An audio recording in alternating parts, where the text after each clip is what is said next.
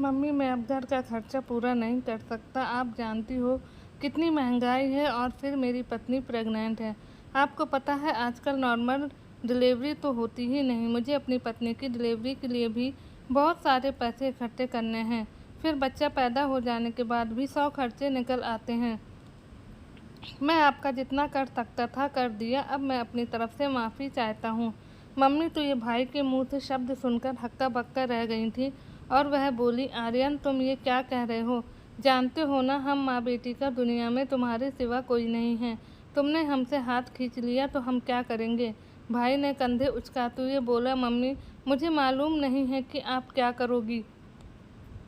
मैं तो खुद बहुत मजबूर हूँ, नहीं तो आप जानती हैं मुझे आपकी कितनी परवाह है। मम्मी बोली, आर्यन अगर तुम्हें अपनी माँ का ख्याल नहीं है तो कम से कम अपनी अनाथ बहन का ही ख्याल कर लो। तुम हमारे सहारे हो, ऐसे ना करो। मम्मी की बातें सुनकर भाभी अपने कमरे से बाहर आ गई थीं। वह कहने लगी, आर्यन मैंने तो तुम्हें पहले ही कहा था कि हम ये घर छोड़कर चले जाते हैं, क्योंकि इस घर में रहते हुए आपकी मम्मी हमें आराम से जीने नहीं देंगी। ये बहुत झूठी हैं। आपने साफ साफ अपनी मजबूरी बयान कर दी, मगर मजाल है जो उन्हें आपका एहसास हो। कैसे आपकी मिन्नतें करने लगी हैं। आर्यन भाई कहने लगा, हाँ अमृता तुम ठीक कह रही हो। ऐसा करो, अपना सामान पैक कर लो, हम आज शाम घर से निकल जाएंगे। मम्मी झट से उठकर खड़ी हुई, बोली, नहीं नहीं आर्यन, ऐसा मत करना। ठीक है, तुम घर में खर्चा नहीं देना चाहते तो ना दो, मगर घर से ना जाओ। चलो, मेरे लिए यही काफ़ी है कि मेरे घर में एक आदमी तो है जिसके साथ मेरी बेटी सुरक्षित रहेगी, कोई गंदी निगाहें न डाल सकेगा। माँ की बात सुनकर भाई कहने लगा, मम्मी देख लें, आपके पास टाइम है सोचने का, आप हमें इस घर में देखना चाहती भी हैं या नहीं। इतना कहकर भाई घर से बाहर निकल गया था। भाभी भी अपने कमरे में घुस गई थी। मम्मी मेरे पास आकर बैठ गई। मम्मी मुझे देखते ही फूट फूट कर रोने लगी थी। मैं ऊंची आवाज़ में बोली, मम्मी उन दोनों पति पत्नी को घर से निकालकर बाहर फेंक दो। ये घर आपके नाम पर है। ये दोनों पति पत्नी यहाँ से चले जाएंगे तो हम किराएदार रख लेंगे, हमारा खर्चा निकल आएगा, तो हमने उनका क्या करना है। मम्मी ने मेरे मुंह पर हाथ रख दिया था। कहने लगी, रजनी तुझे मेरे सर की कसम है, चुप हो जाओ, ऐसी बातें अपने मुंह से मत निकालो। मुझे गुस्सा बहुत आया हुआ था, मगर मम्मी की वजह से चुप कर गई थी। मुझे बड़ी अच्छी तरह से इस बात का पता था कि मेरी भाभी हम माँ बेटी से बड़ा चिढ़ती थी। इसका बस चले तो ये हमें घर से निकलवा दे। पापा जब जिंदा थे तो उस टाइम भी भाभी ने घर में बहुत लड़ाई झगड़े डाल रखे थे। भाई हर बार अपनी पत्नी की साइड लेता था। तब पापा कहते कि मेरे बाद तुम लोगों का क्या होगा। मुझे तो नहीं लगता कि ये दोनों पति पत्नी तुम लोगों को ज़्यादा देर तक बर्दाश्त कर पाएंगे। पापा बड़े भविष्य जानकर आदमी थे। शायद उन्हें पहले ही अपनी मौत का पता हो चुका था। ये भी पता चल गया था कि उनके बाद हमारे साथ क्या सलूक होगा। पापा की मृत्यु को 1 साल ही हुआ था कि भाई ने हमसे अपनी आंखें फेर ली थी। उन्होंने मम्मी के इलाज के लिए पैसे देना बंद कर दिए थे। मेरी मम्मी एक शुगर पेशेंट थी और उनको थायराइड भी था। उन्हें रोज़ दवाइयाँ खानी होती थी, मगर जब भाई ने पैसे देने से हाथ खींच लिया तो मम्मी ने दवाई खाना भी छोड़ दी थी। उसकी वजह से मम्मी की तबीयत बहुत ख़राब रहने लगी थी।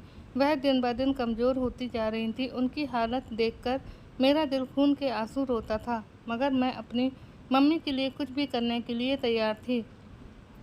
भाई ने तो पहले ही अपनी आंखें मूंद ली थी और अब हमारे खाने पीने के खर्च से भी परहेज कर रहा था। साफ शब्दों में कहो तो वह अपना चूल्हा चौका भी अलग करना चाहता था।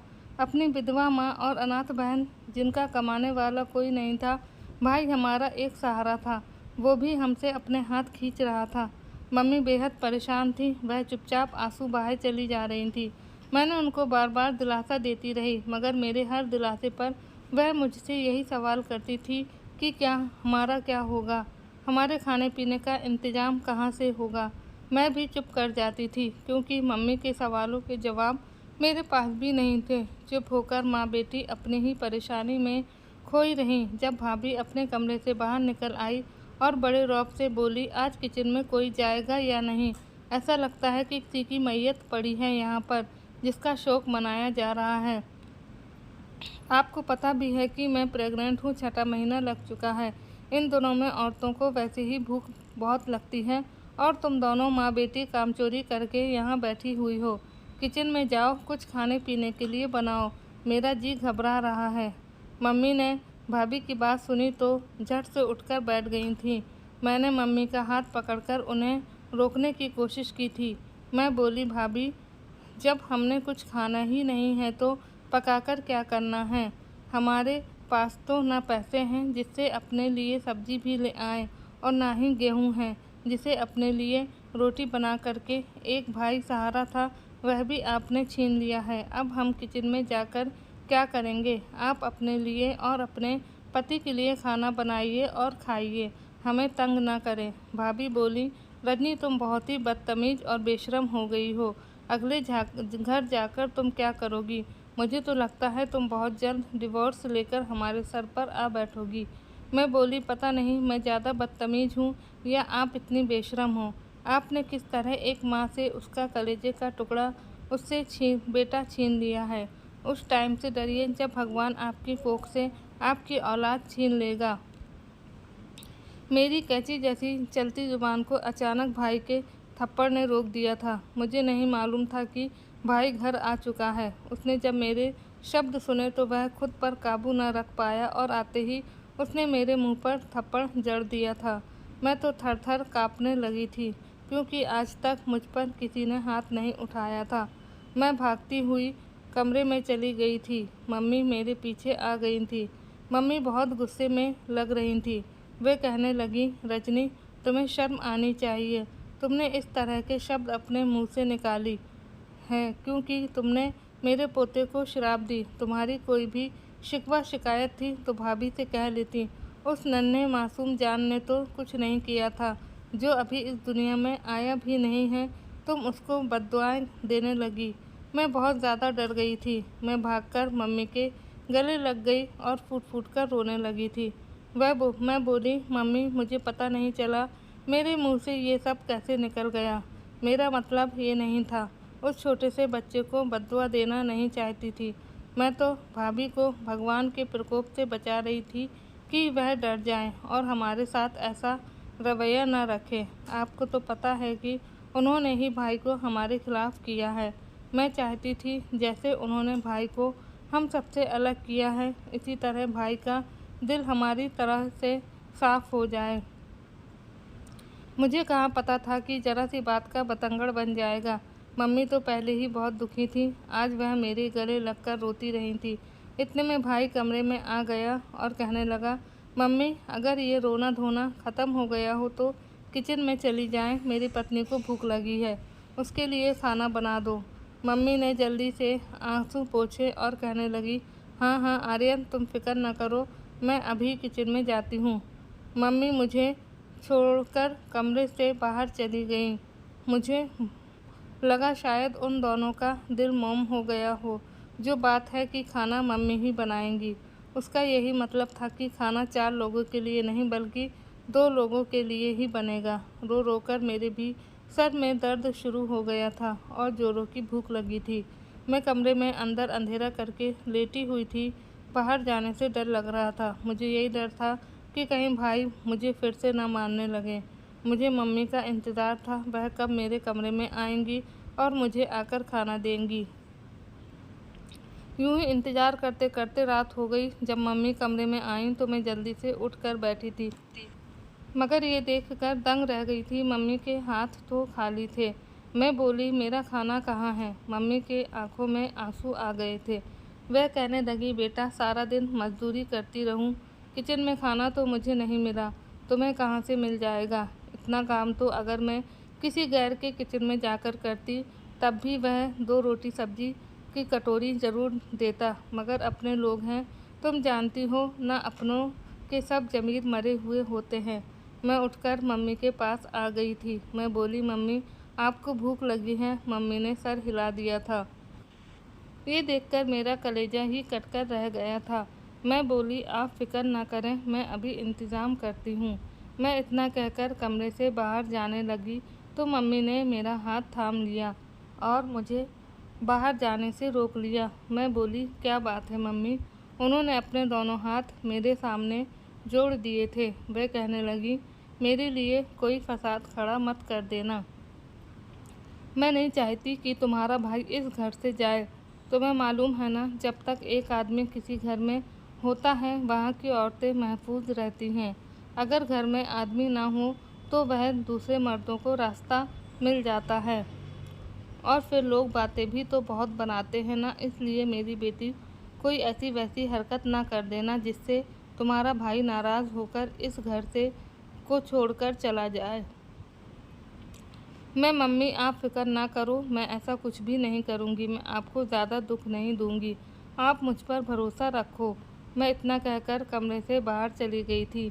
ये तो अच्छा हुआ कि आंगन खाली पड़ा था। मैंने सर पर दुपट्टा ओढ़ा और घर से बाहर निकल गई थी। मैंने पड़ोस का दरवाज़ा खटखटाया। पूनम आंटी मेरी अम्मी की बहुत अच्छी सहेली थी। मुझे उम्मीद थी कि वह मेरी मदद ज़रूर करेंगी। उन्होंने जब दरवाज़ा खोला तो मुझे देखकर हैरान रह गई थी। कहने लगी, क्या बात है बेटी, सब ठीक तो है? तुम इस टाइम हमारे घर कैसे आई हो? मैं बोली, आंटी, मम्मी को बहुत भूख लगी है और घर में कुछ खाने के लिए नहीं है। आपके पास थोड़ा खाना है तो मुझे दे दो। आंटी की आंखों में आंसू आ गए थे। वह कहने लगी, आपके घर में खाने के लिए कुछ क्यों नहीं है? पहले तो कभी ऐसा नहीं हुआ था। मैंने कहा कि भाई ने मेरी और मम्मी का खर्चा उठाने के लिए मना कर दिया है। आज सारा दिन किचन में काम करती रही, उसके बावजूद हमारे पास खाने के लिए कुछ भी नहीं है। आंटी ने जल्दी से मुझे ताज़ा रोटियाँ बनाकर दी और सब्जी भी दी। मैं उनका धन्यवाद करके घर वापस आ गई थी। मम्मी को खाना दिया तो वह भी बहुत खुश हो गई थी। फिर कहने लगी, बेटी, तुमने बिना वजह हाथ फैला दिया। मेरा दिल नाराज़ है कि तुम्हें मांगना पड़ा। मैंने तो कभी तुम लोगों को इतना मजबूर नहीं देखा। तुम इसे बेइज्जती ना समझो, दूसरे से मदद लेने में कोई हर्ज नहीं है। मम्मी कहने लगी, रजनी, मुझे तुम्हारी ज़ुबान से बहुत डर लगता है। तुम ज़रूर मेरे लिए कोई तमाशा खड़ा करवाओगी। देखो, मैं तुम्हारे सामने हाथ जोड़ती हूँ। मैं बोली, मम्मी, जब अपनों से ही बेइज्जत हो जाएं तो दूसरों से मदद लेने में कोई हर्ज नहीं है। जब तुम्हारे भाई ने मुझ पर जुल्म कर ही दिया है तो अब तुम भी इस नक्शे कदम पर मत चलो। तुम्हारी ये बातें मुझे तकलीफ़ में डाल देती हैं। क्या तुम्हें अच्छा लगेगा कि ये बातें सुनकर मेरा ब्लड प्रेशर हाई हो जाए? मैं चुप कर गई थी। अगली सुबह आंटी हमारे घर आई थी। उन्होंने मम्मी के हाथ पर 5,000 रुपये रख दिया था। मम्मी ने वह पैसे लेने से मना कर दिया तो आंटी ने अब मम्मी को अपने सर की कसम दे दी थी। वह कहने लगी, अगर तुमने मुझे कभी अपनी बहन समझा है तो मुझसे मदद ले लो, नहीं तो मैं यही समझूंगी कि हमारा रिश्ता खोखला था। मम्मी वह पैसे लेना नहीं चाहती थी मगर फिर उन्होंने पकड़ा दिए थे। मम्मी ने आंटी से वादा किया था कि वह बहुत जल्द उनके पैसे लौटा देंगी। आंटी ने हाँ में सिर हिला दिया था। वह कहने लगी, मुझे उन पैसों की ज़रूरत नहीं है, मेरी तरफ से तुम्हारे लिए तोहफ़ा है, तुम इस पैसे को कबूल कर लो। मम्मी चुप हो गई थी। आंटी के जाने के बाद मम्मी बाज़ार से आटा और कुछ सब्जियां वगैरह लेकर आई थी। मम्मी ने अपना खाना बना लिया था। अब भाभी भूखी कमरे में पड़ी उस इंतज़ार में थी कब खाना बनेगा और ट्रेन में रखकर मेरे सामने लाया जाएगा। मैंने आज मम्मी से कह दिया था कि दुनिया इधर से उधर हो जाए, आप भाभी को खाना हरगिज़ बनाकर नहीं दोगी। मम्मी कहने लगी, रजनी, मैं मजबूर हूँ, तुम क्यों ऐसी बातें करती हो? मैंने भी मम्मी को अपने सर की कसम दे दी थी। मैंने कहा, अगर आप मजबूर हो तो मैं भी मजबूर हूँ। मैं आपको यूँ किसी की नौकरी करते हुए नहीं देख सकती। मेरा बाप बहुत अच्छा आदमी था, आप उसकी पत्नी हैं। आप अपने आप को इस तरह ना हारने दें, नहीं तो लोग आपको कुचलकर चले जाएंगे। मम्मी चुप हो गई थी। उन्हें मुझ पर गुस्सा आया होगा मगर क्योंकि मैंने उनको अपनी कसम दे दी थी इसलिए वह चुपचाप कमरे में बैठी रही थी। मैंने उठकर कमरे की कुंडी चढ़ा दी। हम दोनों माँ बेटी ने पेट भर खाना खा लिया और आराम से लेट गई थी। अभी आधा घंटा बीतता था कि किचन से बर्तनों की खटकने की आवाज़ आने लगी थी। फिर भाभी ने आकर हमारे दरवाजे को पीटना शुरू कर दिया था। वह कहने लगी, जल्दी करो, दरवाज़ा खोलो, तुम दोनों माँ बेटी सुबह से किचन में क्या कर रही थी। अब जो मैं खाना देखने गई तो वहाँ कुछ भी नहीं पड़ा हुआ है। मुझे अपने कमरे की तलाशी दो। मैं कहने लगी कि मेरी दोस्त ने मुझे पैसे दिए थे, उससे मैं अपने लिए सब्जी वगैरह लाई थी, वही हमने बनाकर खा ली। तुम भी अपने पति की लाई हुई कमाई से खा लो। भाभी कहने लगी, आप लोगों को पता है ना मेरी हालत ऐसी है, मैं इस हाल में काम ना करूँगी। फिर मुझसे किस चीज़ की ज़िद लगाई है। मैं भी बोली, अगर आपकी हालत ऐसी है और काम नहीं कर सकती तो आपको नहीं लगता क्या आपको इस हालत में भगवान से डरना चाहिए। मम्मी ने मुझे चुप रहने का इशारा किया तो मैं जाकर चुप लेट गई थी। भाभी ने जल्दी से भाई को फ़ोन करके घर बुला लिया था। अब भाई भी हमारा दरवाज़ा पीट रहा था। कहने लगा, मम्मी जल्दी से कमरे से बाहर आओ। मम्मी मेरी तरफ देख रही थी। मैंने नामे से हिला दिया, आप दरवाज़ा मत खोलिएगा, मगर भाई ने इस तरह शोर मचा डाला, मम्मी को मजबूरन दरवाज़ा खोलना पड़ गया था। मम्मी ने जैसे ही दरवाज़ा खोला, भाई गुस्से से कमरे में आया और मेरे मुंह पर थप्पड़ मारा था। कहने लगा, मुझे पता है कि मेरी माँ तो ऐसी औरत नहीं है, वह अपनी बहू के साथ ज़िद करे। तुमने ही मेरी माँ को बहकाया है। मैं तुम्हें समझा रहा हूँ, इस घर में फसाद मत करो, नहीं तो किसी भी राह चलते आदमी के साथ तुम्हारी शादी करके इस घर से निकाल दूँगा। आज भाई ने थप्पड़ मारा तो मैं अपने हवास खो बैठी थी। मैं गुस्से से बोली, आपको शर्म आनी चाहिए, अपने पत्नी के नीचे लग गए हो। आपको तो अपनी जिम्मेदारी का एहसास ही नहीं रहा। क्या कोई इतना अंधा भी होता है कि बाप के मरने के बाद माँ के मुंह से रोटी का निवाला भी छीन ले। इससे तो अच्छा था कि आप ये घर छोड़कर चले जाते, मगर आप में तो इतनी भी शर्म नहीं है, आप तो बेशर्म हैं। मेरी ये बात सुनकर भाई ने एक बार फिर मुझे थप्पड़ मारा था, जबकि मम्मी चुपचाप खड़ी तमाशा देखती रही। मैं गुस्से से बोली, मम्मी आप मेरे हक में क्यों नहीं बोलती? लगता है आप भी अपने बेटे के साथ मिली हुई हैं। मुझे इस घर में नहीं रहना। इतना कहकर मैं अपना छोटा सा बैग निकाला और घर से बाहर निकल गई थी। मैं रोती जा रही थी और सड़क पर चलती जा रही थी। मेरे पीछे ही मुझे किसी के कदमों की चाप सुनाई दी थी। मैंने पीछे मुड़कर देखा तो मम्मी आ रही थी, वह भी रो रही थी। कहने लगी, देखा ना, वही हो गया जिसका मुझे डर था। अब हम दोनों बेघर हो गए हैं, हम कहाँ जाएंगे? मैंने कहा, आपको मेरे पीछे आने की क्या ज़रूरत थी? घर जो आप छोड़कर आई हैं वह आपके पति का था, वह मरने से पहले आपके नाम पर लगाकर गए थे। उनको घर से निकाल दें और आप अपने घर में जाकर बैठें। मैं जहाँ मर्जी जाऊँ, चली जाऊँ। मम्मी कहने लगी, मैं अपनी जवान बेटी को यूँ अकेला नहीं छोड़ सकती। मुझे बताओ, तुम कहाँ जाने का इरादा रखती हो? मैंने जवाब न दिया तो मम्मी रोने लगी।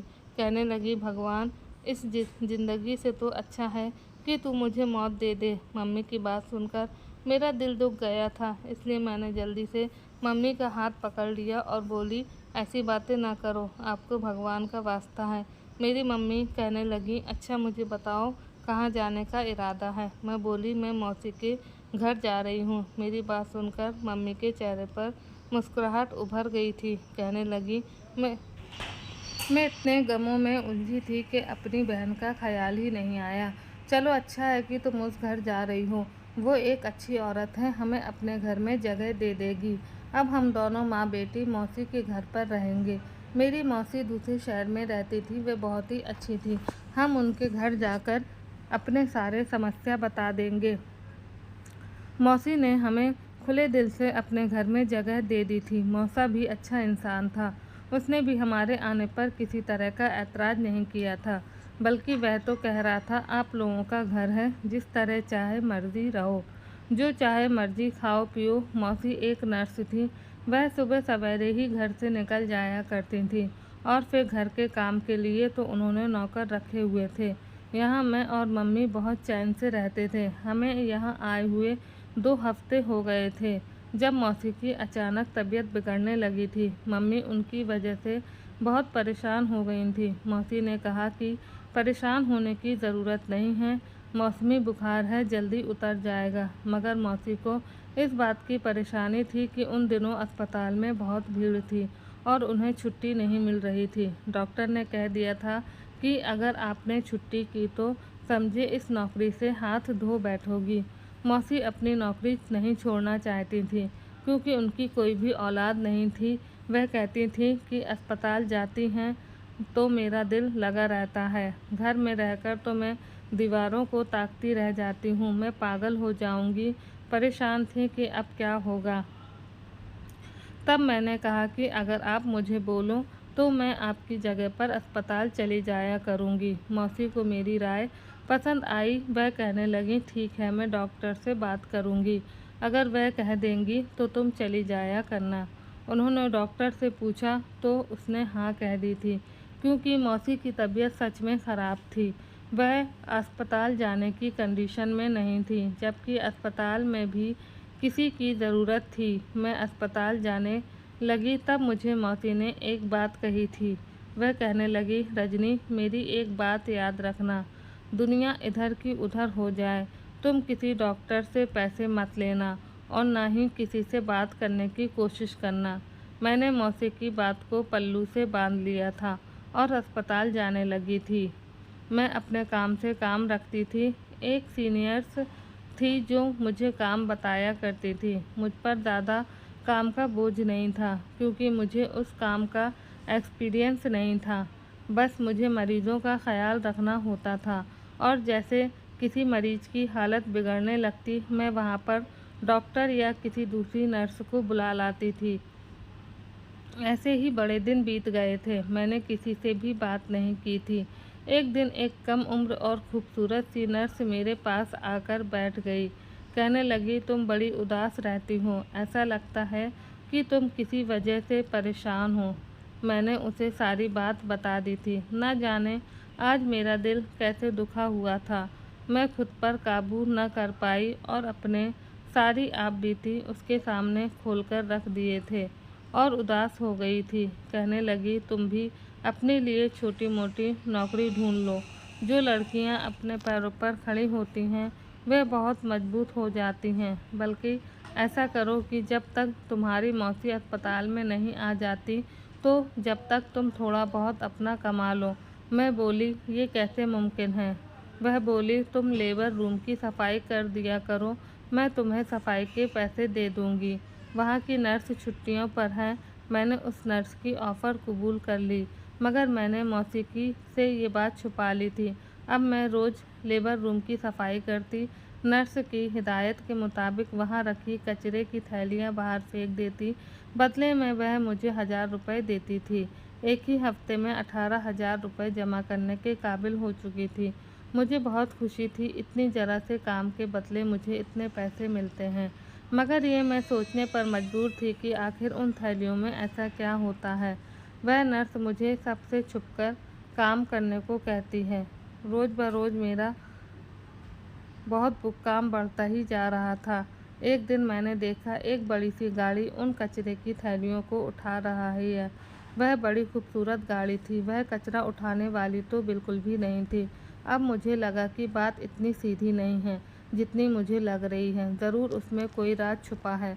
मुझे शक में मजबूर होकर इस बार थैली खोलकर देखनी पड़ी, पर देखने पर जान निकल गई क्योंकि उसके अंदर तो अस्पताल की बहुत महंगी महंगी दवाइयाँ और टीके थे। ये एक सरकारी अस्पताल था।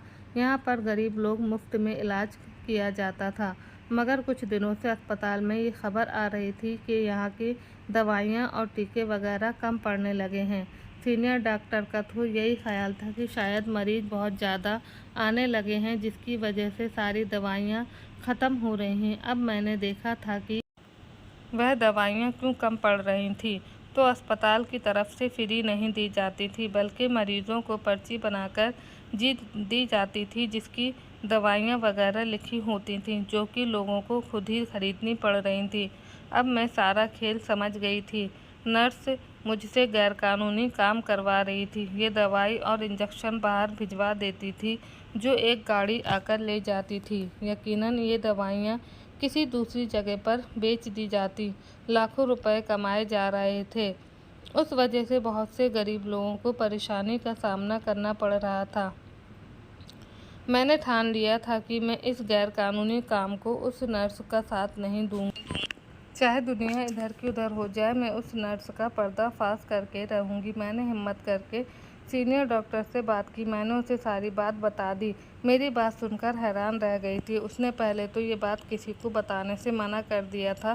फिर मैंने जब उसे सबूत दिया तो उसने मेरा धन्यवाद किया और मुझसे कहा कि अभी ये बात तुम हरगिज़ मत खोलना, मैं उसको पुलिस के हवाले करवा दूंगी। सीनियर डॉक्टर ने पहले से ही पुलिस को बुलवा लिया था।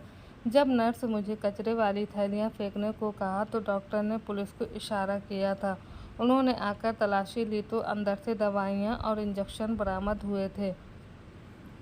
उस नर्स को गिरफ्तार कर लिया था क्योंकि मैंने डॉक्टर की मदद की थी और सरकारी दवाइयाँ गैरकानूनी तरीके से बेचने के धंधे को बेनकाब कर दिया था। इसलिए मुझे हॉस्पिटल वालों की तरफ से 50,000 का इनाम मिले था और साथ ही साथ मुझे नर्स की ऑफ़र भी मिल गई थी। मैं बहुत खुश थी। मैंने ये बात जब मौसी और मम्मी को बताई तो वह बहुत खुश हो गई थी। फिर मम्मी ने कहा, अब हम वापस अपने घर चले जाते हैं क्योंकि हमारे पास इतने पैसे जमा हो गए हैं कि हम आराम से अपना गुजर बसर कर सकेंगे। अब तो मौसी भी ठीक हो गई थी, इसलिए वह अस्पताल वापस जाने लगी थी।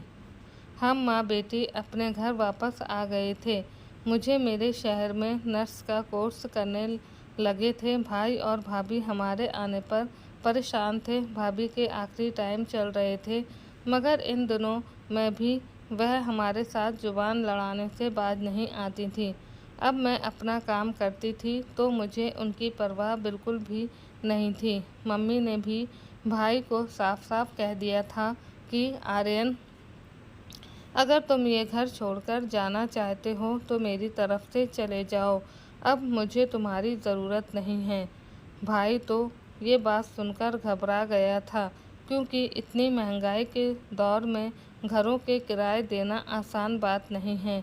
इसलिए वह मासूम बन गए थे और मम्मी से माफ़ी मांगने लगे थे। मुझे समझ आ गई थी कि उन्होंने पहले घर छोड़ने का नाटक सिर्फ इसलिए रचाया था कि उन्हें हमारा खर्च न बर्दाश्त करना पड़े, जबकि उनका तो घर छोड़ने का कोई इरादा ही नहीं था।